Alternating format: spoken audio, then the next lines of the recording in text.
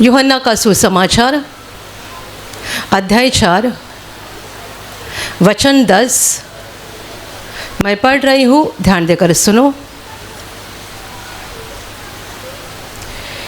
यीशु ने उत्तर दिया, यदि तू परमेश्वर के वरदान को जानती और यह भी जानती कि वह कौन है जो तुझसे कहता है मुझे पानी पिला, तो तू उससे मांगती और वह तुझे जीवन का जल देता। Hallelujah, hallelujah, hallelujah, hallelujah, hallelujah.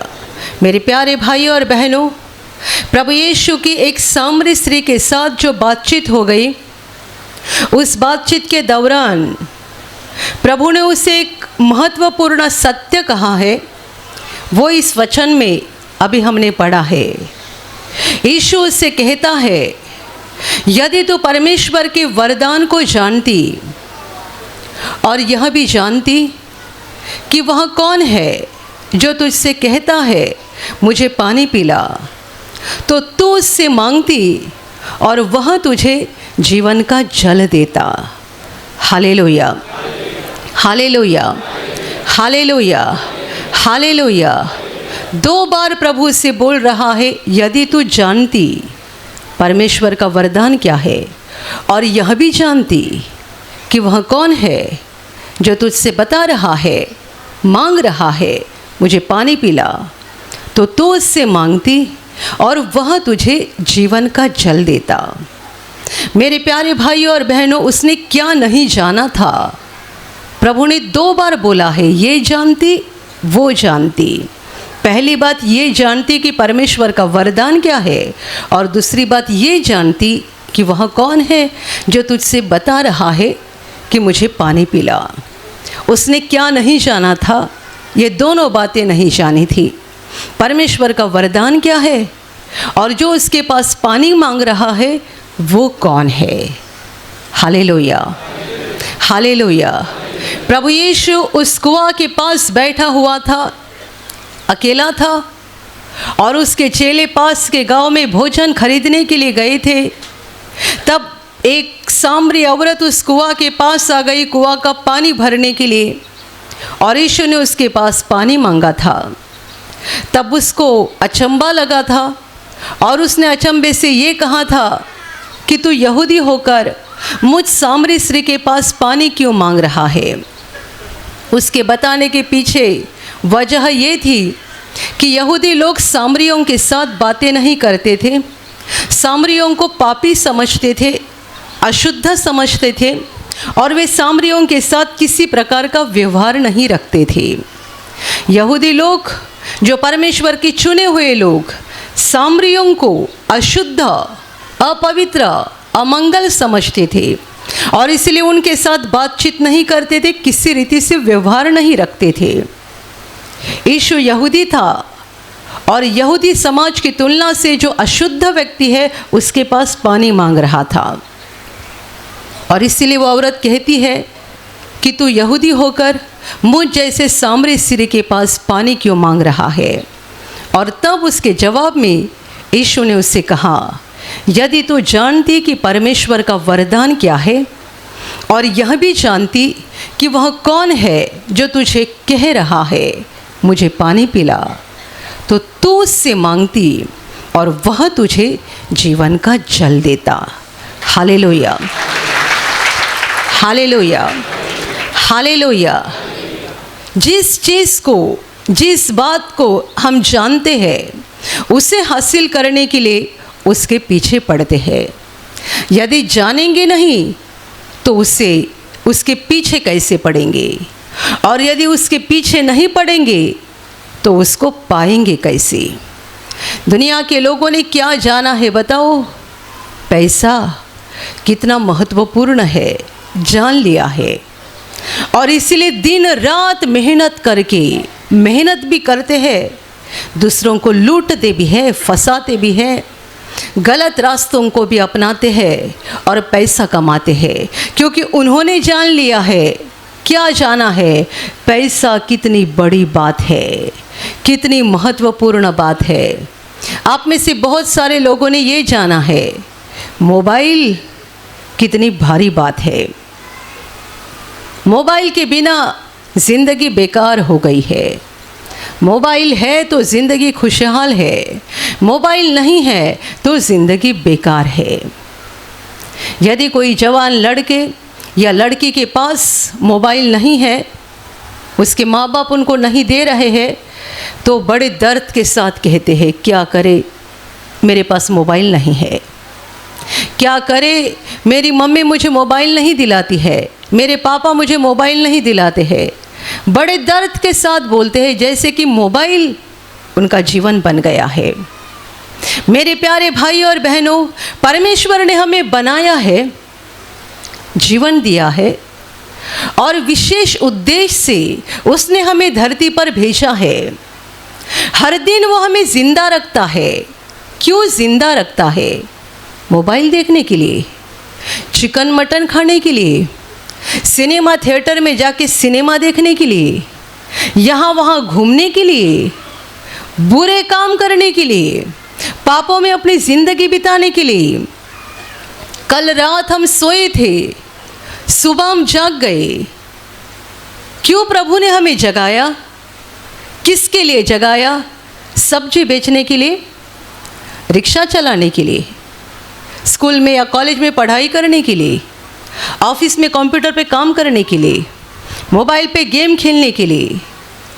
कब सोचेंगे और कब उस चीज़ को हासिल करने के लिए उसके पीछे पड़ेंगे कि परमेश्वर ने आज मुझे क्यों जीवन दिया है, आज मेरा जीवन किस लिए दिया गया है, क्यों मुझे जिंदा रखा जाता है, क्यों परमेश्वर मुझे हर दिन नया दिन देता है, क्यों परमेश्वर ने मुझे संसार में जीवित रखा है, मकसद क्या है, उद्देश्य क्या है।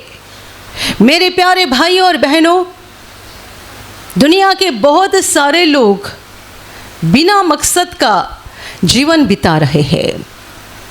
बाइबल की एक बहुत सुंदर किताब है, आप बार बार पढ़िएगा। पुराने नियम की किताब है, मराठी में उसको उपदेशक कहा गया है, हिंदी बाइबल में सभोपदेशक कहा गया है।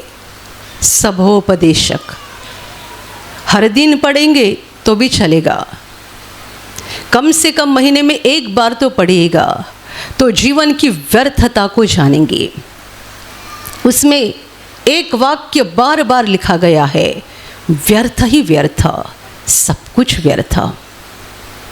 मनुष्य इस संसार में जो भी कर रहा है सब व्यर्थ है। एक व्यक्ति अपने परिवार के लिए मेहनत करता है, बहुत ज़्यादा मेहनत करता है और दूसरों को भी फंसाकर जायदाद इकट्ठा करता है। क्या कहता है? मेरे बेटे के लिए चाहिए, मेरे बेटे के लिए ज़रूरी है। एक फ्लैट एक के लिए खरीदेगा, दूसरा फ्लैट दूसरे के लिए खरीदेगा, 3 लड़के हैं तो उसके लिए भी खरीदेगा, बेटी है तो उसके लिए भी कुछ तो करता है और कहता है मेरे बच्चों के लिए। जब बच्चे बड़े हो जाते हैं और पिताजी की सारी कमाई अपने अपने पास ले लेते हैं और पिताजी ऐसी अवस्था में आ जाते हैं कि अभी वो 1 रुपया भी नहीं कमा सकता है, अभी वो खाली घर बैठते हैं और उसको 2 समय का खाना देना पड़ता है, नाश्ता देना पड़ता है और साथ ही साथ उन्हें यदि कुछ बीमारी हो, डायबिटीज़ हो या ब्लड प्रेशर हो तो हर महीना दवा का खर्चा उठाना पड़ता है। तो बच्चों को यही पिताजी बोझ बनते जाते हैं।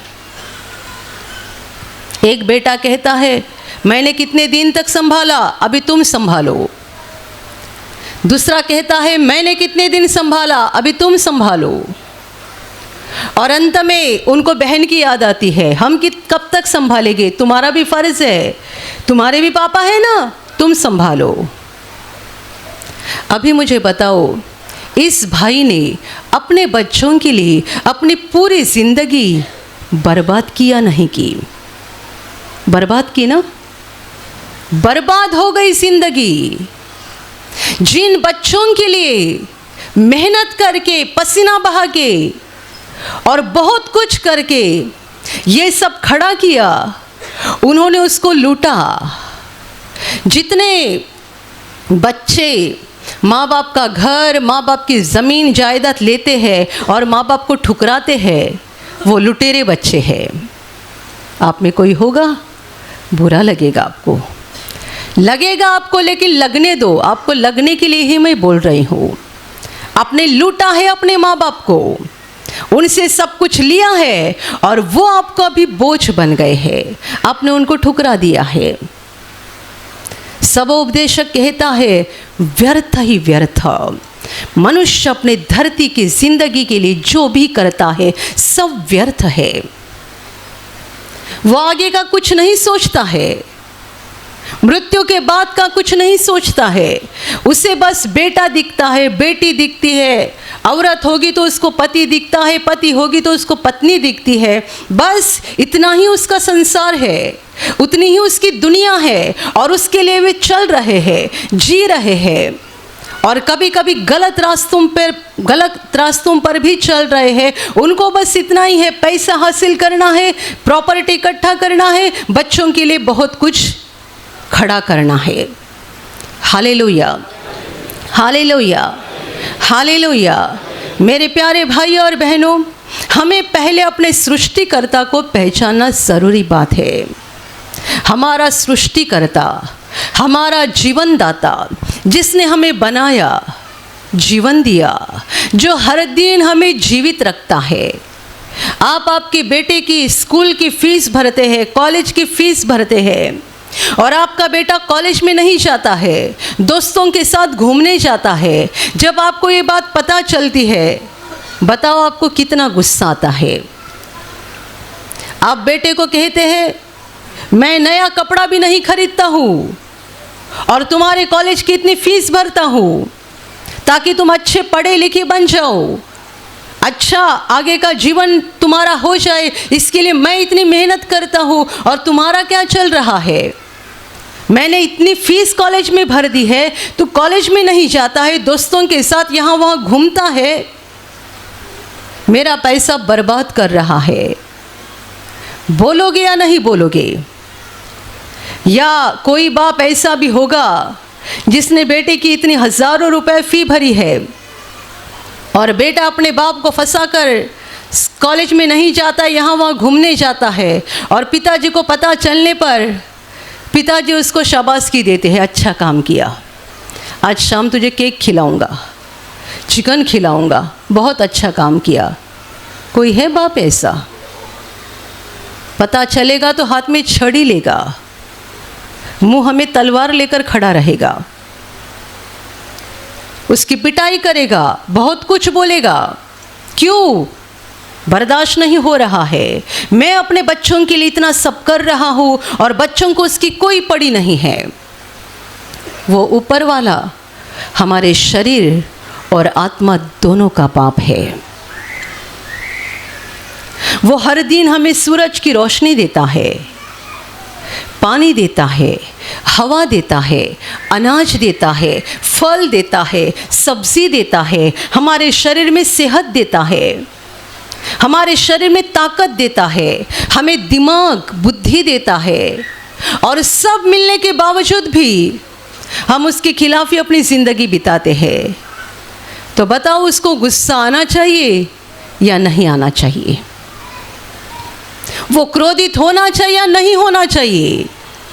और वो कितना ज़्यादा क्रोधित हो जाएगा, क्योंकि वो केवल हमारे शरीर का बाप नहीं है, वो हमारे आत्मा का भी बाप है।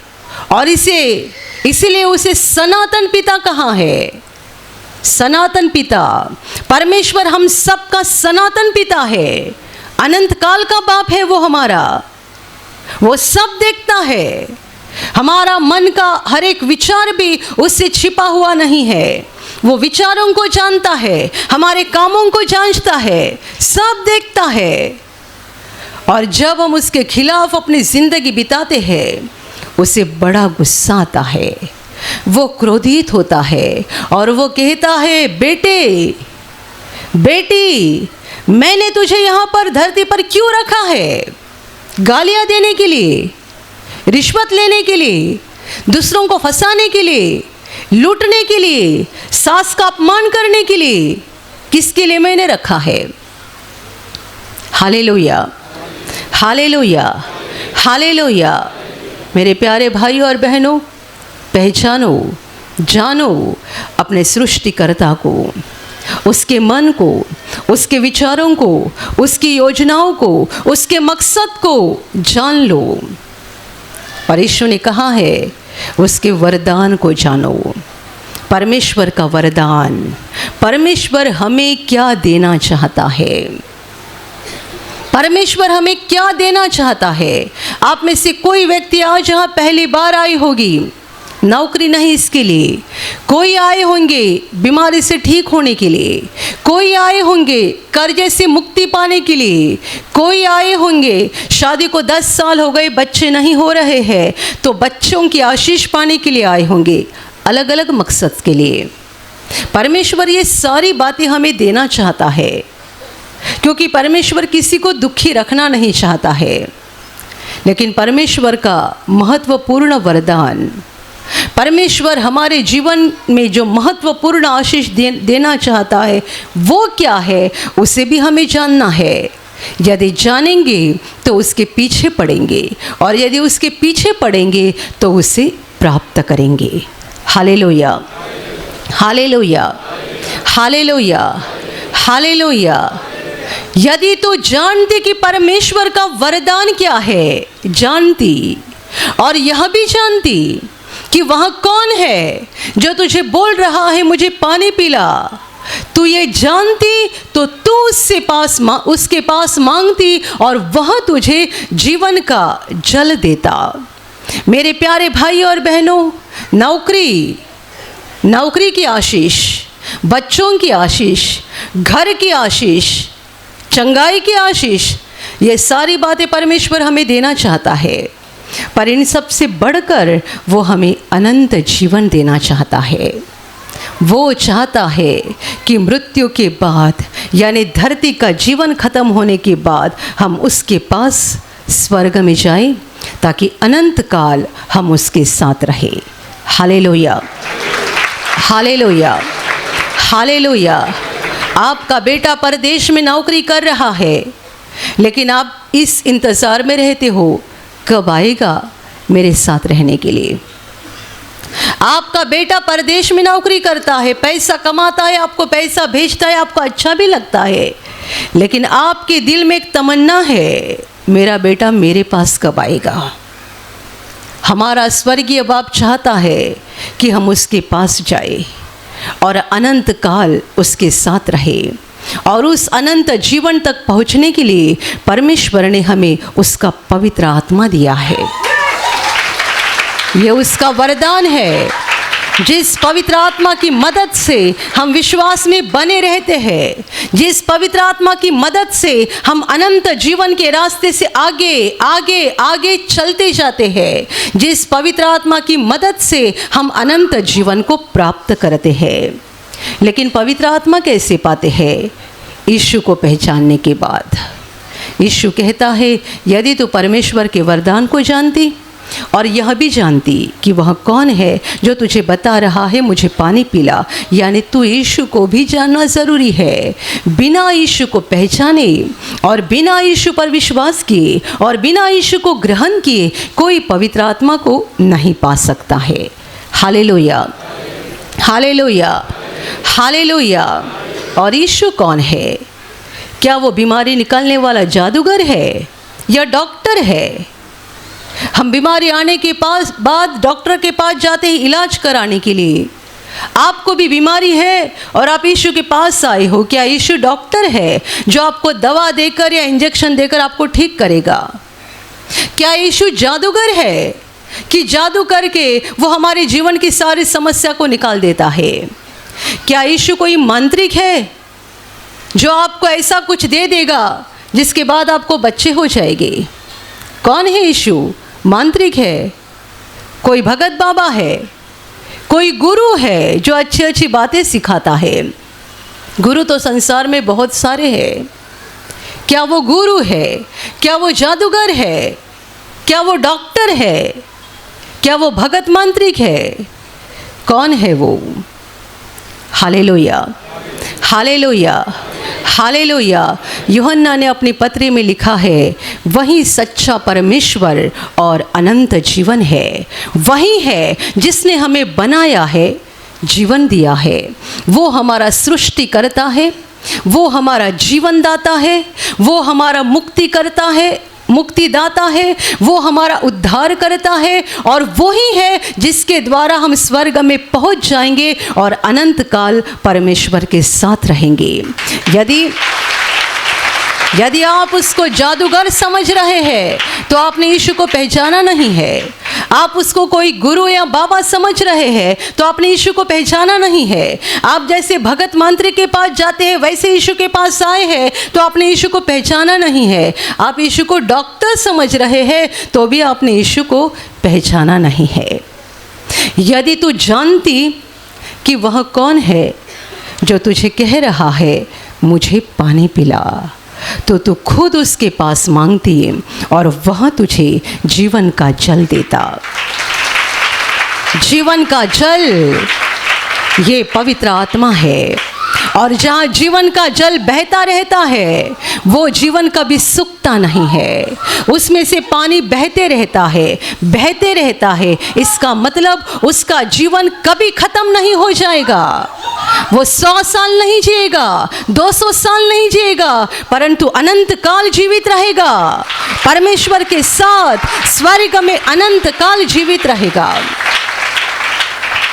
Hallelujah, hallelujah, hallelujah. Yeshu Masih भगत बाबा नहीं है, वो जादूगर या डॉक्टर नहीं है, वो परमेश्वर है। वो सृष्टि करता है, वो बनाने वाला है, वो जीवन देने वाला है, वो निर्माता है, वो विधाता है, और वही उद्धार करता है, क्योंकि उसी ने मनुष्य बनकर धरती पर आकर हमारे पापों को उठाया, हमारे सारे दंड को उठाया। बिना लहू बहाए, बिना लहू बहाए पापों की क्षमा नहीं होती है, और यीशु ने वही किया। उसने अपना लहू बहाया पापी मनुष्य को पाप से शुद्ध करने के लिए, मुक्त करने के लिए। यीशु ने खुद का लहू बहाया और वो हमारा उद्धारकर्ता बन गया, हमारा मुक्तिदाता बन गया। मेरे प्यारे भाइयों और बहनों, यीशु को यदि आप पहचानोगे तो उसके पीछे पड़ोगे। आप हालेलुया बोलते हैं, तालियां बजाते हैं, लेकिन आप पैसे के पीछे पड़े हैं, तो मैं आपको कहती हूँ आपने यीशु को जाना नहीं है। आप हालेलुया बोलते हैं, तालियां बजाते हैं, गाना गाते हैं, और आपका ध्यान मोबाइल में लगा रहता है। कभी कभी ऐसा भी होता है जब यहाँ प्रवचन शुरू रहता है या गवाहियाँ शुरू रहती है, कोई व्यक्ति मोबाइल में व्यस्त रहते हैं। आप क्या देख रहे हैं? आप क्या सुन रहे हैं? आप जो मोबाइल में देख रहे हैं ना, वो कचरा है। यहाँ जो चल रहा है ना, ये सोने से बढ़कर है।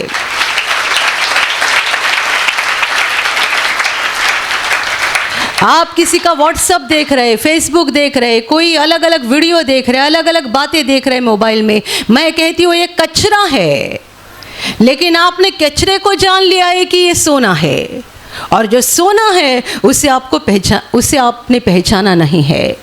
जिसने यीशु को पहचाना वो गलत रास्तों से मुक्त हो जाएंगे। जिसने यीशु को पहचाना वे दिन रात प्रार्थना में लगे रहेंगे, दिन रात बाइबल पढ़ते रहेंगे। उन्हें चैन नहीं आएगी बिना प्रार्थना किए, उन्हें चैन नहीं आएगी बिना बाइबल पढ़े, उन्हें चैन नहीं आएगी बिना परमेश्वर की मौजूदगी में बैठे। Hallelujah, hallelujah, hallelujah. कोई भाई बहन ऐसे होते हैं जो कहते हैं हमने यीशु को ग्रहण किया है। आपने यीशु को ग्रहण किया है तो भी आपका मन भाग रहा है। कहाँ पर? दुनिया की सीरियल देख रहे हैं, सिनेमा देख रहे हैं, और बहुत सारी गंदी बातें आप देख रहे हैं। दूसरी तरफ से आप बोलते हैं मैंने यीशु को ग्रहण किया है, यीशु पर विश्वास किया है। मैं आपको कहती हूँ आपने यीशु को पहचाना नहीं है। आपने यीशु को पहचाना नहीं है। प्रभु यीशु मसीह एक बार समुंदर के किनारे गया, वहाँ पर कुछ नावें थी, उसमें से एक नाव पर प्रभु चढ़ा और समुंदर के किनारे बहुत लोग इकट्ठा हुए थे उसके वचन को सुनने के लिए। उस नाव पर खड़े होकर प्रभु ने लोगों को उपदेश दिया, वचन बताए, और अपनी बातें ख़त्म करने के बाद उसने नाव का जो मालिक था पतरस, उससे कहा गहराई में लेके चलो और वहाँ जाने के बाद अपना जाल डालो। पतरस ने प्रभु से कहा हमने सारी रात मेहनत की है लेकिन हमने कुछ पकड़ा नहीं, तो भी तेरे कहने से जाल डालेंगे। इस वक्त तक प्रभु की पहचान जो पतरस को थी एक गुरु के रूप में थी। वो कहता है हे गुरु, हमने सारी रात मेहनत की है। वो यीशु को इसलिए गुरु बोल रहा है क्योंकि इतना समय यीशु उसके नाव में खड़ा होकर लोगों को उपदेश दे रहा था। उसने उपदेश को सुना था और उसने सोचा ये कोई गुरु लग रहा है जो अच्छी अच्छी बातें सिखाता है। तो बोलता है हे गुरु, हमने सारी रात मेहनत की है लेकिन कुछ नहीं पकड़ा है, तो भी तेरे कहने से जाल डालेंगे। नाव को गहराई में लेके गए और जाल डाला। इतनी मछली आ गई कि उनकी नावें फटने लगी। तो उनके साथ काम करने वाले जो दूसरे नावें भी समुद्र में थी उनको उन्होंने बुलाया, वे भी आ गए उनकी मदद करने के लिए, और दोनों नावें यहाँ तक भर गई मछलियों से कि डूबने लगी। पतरस डर गया और प्रभु के पैर पकड़कर कहा हे प्रभु, मुझसे दूर हो जाओ क्योंकि मैं एक पापी मनुष्य हूँ। पहले कहा था हे गुरु, उसने उपदेश को सुना था। अभी प्रभु के काम को देखा और कहता है हे प्रभु, मुझसे दूर हो जाओ क्योंकि मैं एक पापी मनुष्य हूँ। यीशु ने कहा मत डर, मेरे पीछे चल, अब से आगे तू मनुष्यों को पकड़ने वाला बन जाएगा। और बाइबल कहती है पतरस ने सब कुछ वैसा ही छोड़ा। जब नाव किनारे पे लगी पतरस ने सब वैसा ही छोड़ दिया और वो यीशु के पीछे हो लिया, पीछे मुड़कर नहीं देखा। 3 साल यीशु के साथ रहा। जहाँ जहाँ गया यीशु, जहाँ जहाँ गया ये यीशु के साथ गया। पागल की तरह यीशु से प्रेम करने लगा क्योंकि उसने यीशु को पहचाना था, देख लिया था, जान लिया था। जब यीशु ने सवाल किया कि तुम मुझे क्या पहचानते हो, तब वहीं पतरस बोला था तू जीवते परमेश्वर का पुत्र मसीहा है। उसने यीशु को जान लिया था। यीशु के पीछे पीछे पीछे जाते रहा और जब यीशु के बलिदान का समय आ गया तब कुछ पल के लिए वो डरा था, हिला था, लेकिन बाद में फिर से मजबूत हो गया, स्थिर हो गया और अपने ज़िंदगी के अंत तक यीशु के पीछे चलते रहा। हालेलुया। जिसने यीशु को सही अर्थ से जान लिया है वो संसार की व्यर्थ बातों के पीछे कभी नहीं भागेंगे। यदि आपने यीशु को जाना है, आप दुनिया की व्यर्थ बातों के पीछे नहीं भागोगे। हम प्रार्थना में आते हैं लेकिन घर में जाकर सीरियल देखते हैं। हम प्रार्थना में आते हैं लेकिन मोबाइल पे गेम खेलते रहते हैं। हम प्रार्थना में आते हैं लेकिन मोबाइल में दुनिया भर की बातें देखते रहते हैं। इसके बिना हमें रहा नहीं जाता है। हम प्रार्थना में आते हैं लेकिन शराब भी पीते हैं। हम प्रार्थना में आते हैं लेकिन सिगरेट का भी व्यसन करते हैं।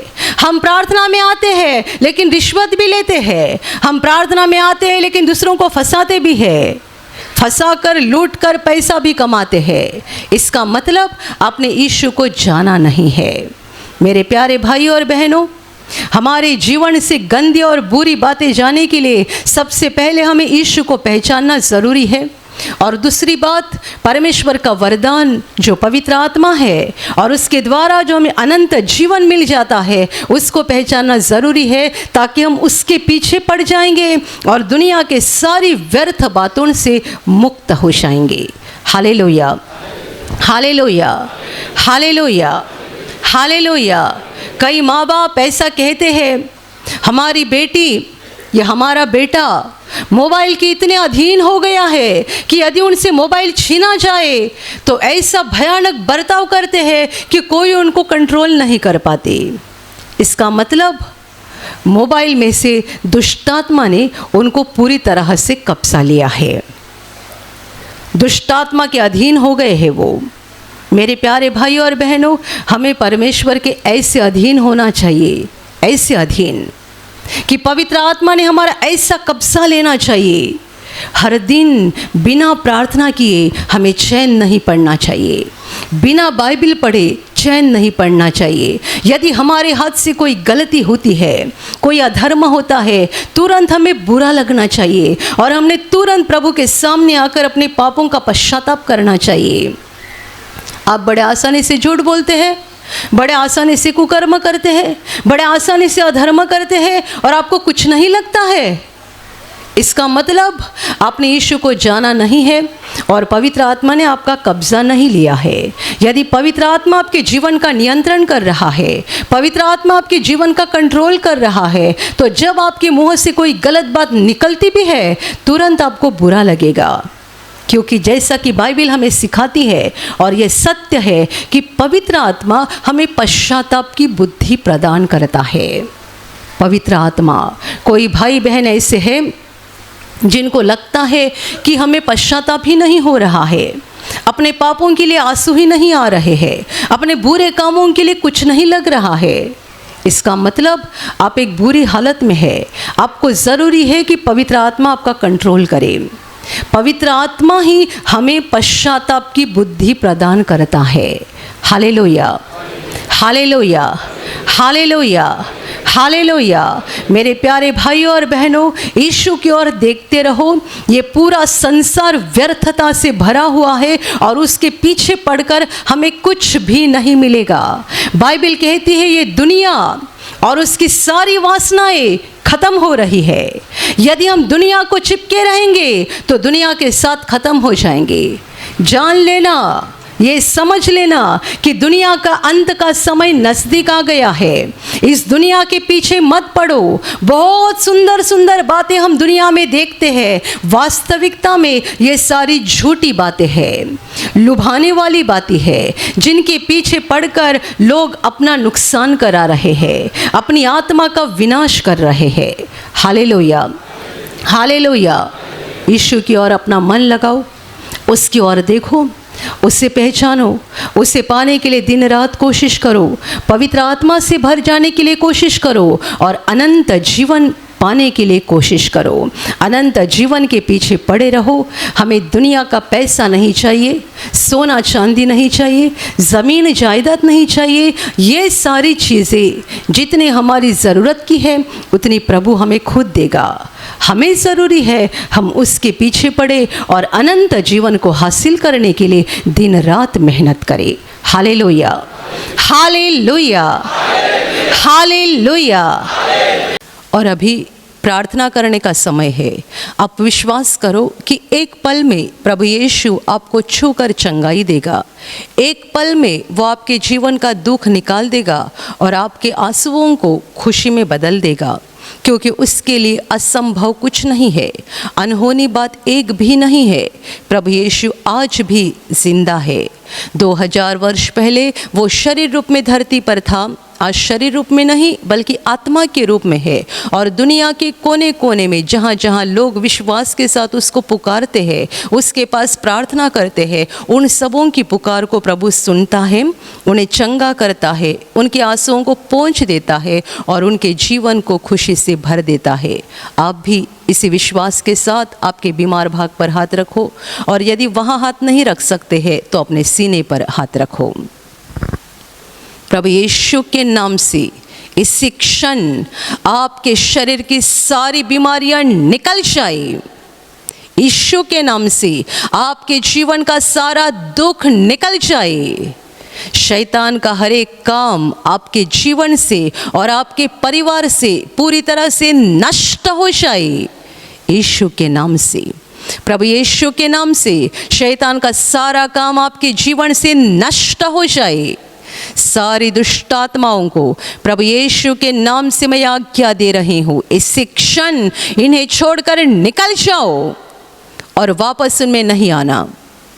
इसी क्षण प्रभु का महान सामर्थ आपके ऊपर आ जाए, प्रभु का महान सामर्थ आपके ऊपर आ जाए, प्रभु का महान सामर्थ आपके ऊपर आ जाए। इसी घड़ी पवित्र आत्मा की खुशी आपके दिल में आ जाए, पवित्र आत्मा की शांति आपके दिल में आ जाए और आपका जीवन स्वर्ग की रोशनी से भर जाए। आमीन।